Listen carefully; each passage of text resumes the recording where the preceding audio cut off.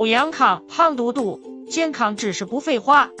朱医生，我发了个小侄子的视频到朋友圈，好多人评论说是腺样体面容，还问我孩子打不打呼噜，我一问还真是。儿童长期打鼾张口呼吸可以引起颌面部的一个改变，那么其原因呢，主要是腺样体和扁桃体的肥大所导致的。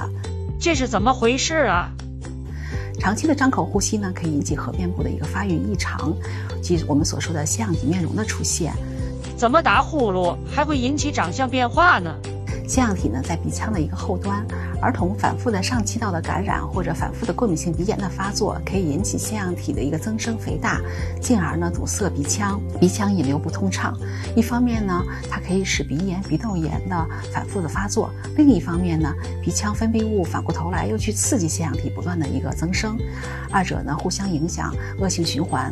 还有其他的影响吗？睡眠打鼾、发育迟缓、分泌性中耳炎等一系列的临床症状的出现，那么患儿就表现为硬腭高拱、狭长、牙列不齐、门牙外眦，也就是老百姓所说的一个龅牙的形成。患儿在张口呼吸的同时呢，下颌前伸，以利于扩大咽后的气道，长此以往呢，就会形成老百姓所说的一个地包天的一个面型。那么多危害，那该怎么治疗呢？可以通过临床症状、耳鼻喉科专科查体，包括电子喉镜检查以及影像学检查进行诊断的。那么它的治疗呢，包括两方面，一方面呢是保守治疗，一方面是手术治疗。